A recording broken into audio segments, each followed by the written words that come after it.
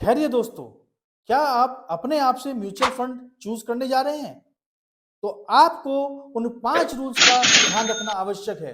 अगर आप उन 5 रूल्स को अवॉइड करेंगे, तो आप अपनी स्कीम को गलत भी सिलेक्ट कर सकते हैं। नमस्कार दोस्तों, मैं Sachin Kumar Jindal from J Bros capital और आज मैं आपको बताने जा रहा हूं उन 5 रूल्स के बारे में जिन्हें अगर आप ध्यान रखेंगे, तो आप अच्छी म्यूचुअल फंड स्कीम्स को चूज कर पाएंगे। तो दोस्तों, जब भी हम कुछ खरीदने जाते हैं तो हम कुछ चीजों का हमेशा ध्यान रखते हैं। जैसे कि हम जो भी खरीद रहे हैं वो हमारी जरूरत के हिसाब से हो। हम एक चेकलिस्ट बनाते हैं और उस चेकलिस्ट के हिसाब से ही अपनी चीज को खरीदते हैं। तो दोस्तों, जब हम पैसा खर्च करते समय इतना ध्यान रखते हैं, लेकिन जब बात इन्वेस्टमेंट की आती है तो हम कुछ न्यूज के बेस पर या अपने कुछ दोस्तों से सलाह लेकर अपनी इन्वेस्टमेंट कर देते हैं, जिसके कारण हमें बाद में पछताना भी पड़ता है। तो दोस्तों, आज मैं आपको बताऊंगा म्यूचुअल फंड चूज करने के 5 बेसिक रूल्स के बारे में। अगर आप उन 5 बेसिक रूल्स को ध्यान में रखेंगे, तो आप अच्छी म्यूचुअल फंड स्कीम को चूज कर पाएंगे। चलिए जानते हैं उन 5 बेसिक रूल्स के बारे में। First rule, determine your investment goal. आपका इन्वेस्टमेंट ऑब्जेक्टिव क्या है?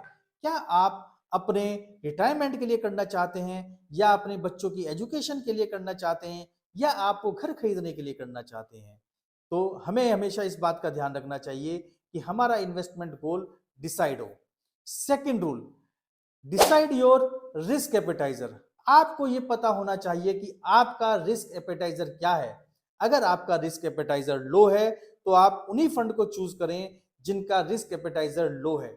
और अगर आपका रिस्क एपेटाइजर हाई है और इन्वेस्टमेंट गोल लंबा है, तो आप ऐसे फंड को चूज करें जिनमें रिस्क एपेटाइजर हाई हो और जो लॉन्ग टर्म में आपको अच्छे रिटर्न दे पाए।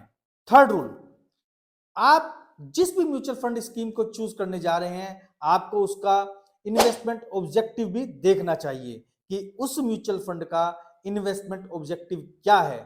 वो लॉन्ग टर्म में वेल्थ क्रिएट करता है, शॉर्ट टर्म में वेल्थ क्रिएट करता है, या मीडियम टर्म में वेल्थ क्रिएट करता है।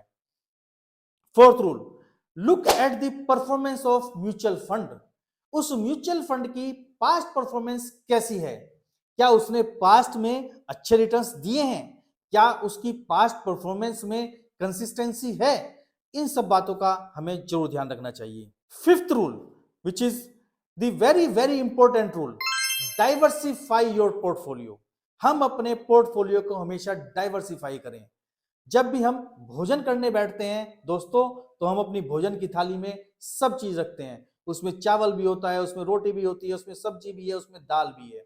इसी तरह हम भी अपने म्यूचुअल फंड को हर तरह से डाइवर्सिफाई करें।